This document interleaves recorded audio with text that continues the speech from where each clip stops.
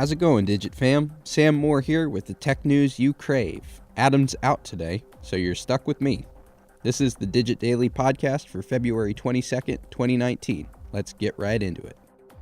Apple's got a new product, and it seems to think this one's gonna be a real moneymaker. What could it be? A brand new ultra-premium phone for the 1% to flaunt? Some newfangled device we never knew we needed? Could be. Or it's just a credit card.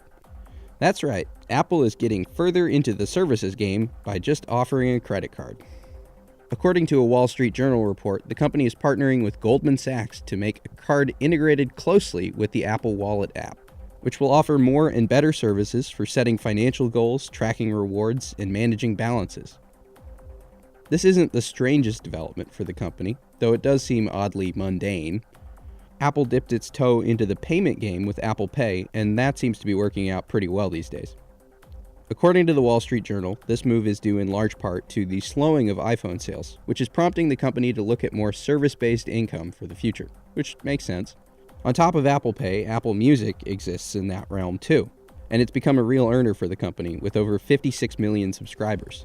The rather odd thing about this is who Apple's partnering with.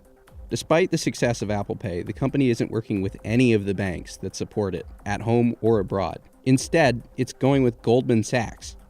If Goldman Sachs sounds familiar, you probably remember them from 11 years ago when they were defrauding the American people and betting against the housing market, which turned out great for everyone. On top of the questionable morality of this decision, it also raises concerns that Apple Pay partners will see this as an aggressive move.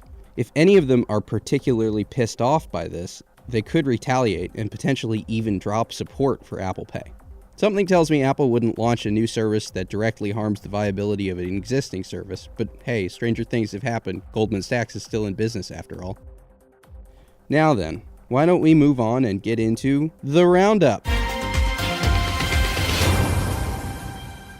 DxOMark has crowned a new king in smartphone photography. It's not even out yet, but apparently the Samsung Galaxy S10 Plus is the best phone for still photography around.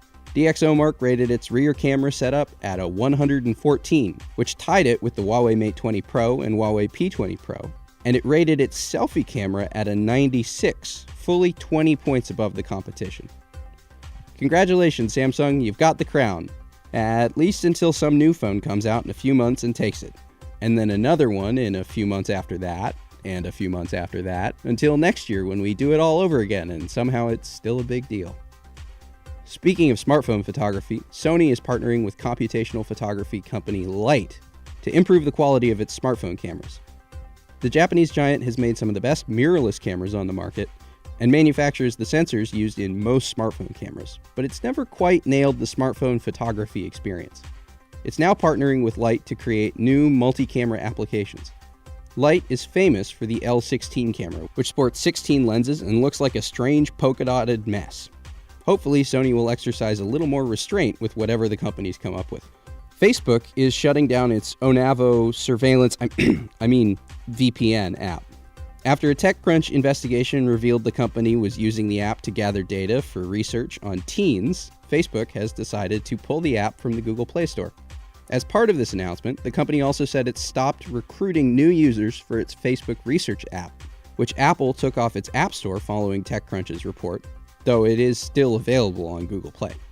I wish it could still be surprising when Facebook gets caught doing shady stuff, but it's really just not anymore. At least this time the company's reacting in a semi-positive direction. In video game news, we had the sad announcement from Nintendo that Reggie Fils-Aimé was stepping down as president of Nintendo of America. Reggie shepherded the company through the boom of the Wii era, the bust of the Wii U era, and the beginning of the super successful Nintendo Switch. Now comes the era of Bowser. Doug Bowser. That's right, Nintendo's new president is named Bowser. As Jason Schreier over at Kotaku said on Twitter, stay tuned for Activision's next president, Steve Lootbox. Rounding out today's roundup, we've got a pair of space stories. The Japanese spacecraft Hayabusa 2 recently gathered rock samples from the Ryugu asteroid in part of a years-long mission to gather data on how asteroids affected the early evolution of the solar system. Hayabusa 2 shot a bullet at the asteroid, collecting debris that dislodged and scoring some long overdue payback for the dinosaurs. NASA is running a similar mission on a different asteroid, but it appears Hayabusa 2 is the first craft to place landers on an asteroid, which is pretty damn cool. Finally, SpaceX just launched 3 spacecrafts using the Falcon 9 reusable rocket.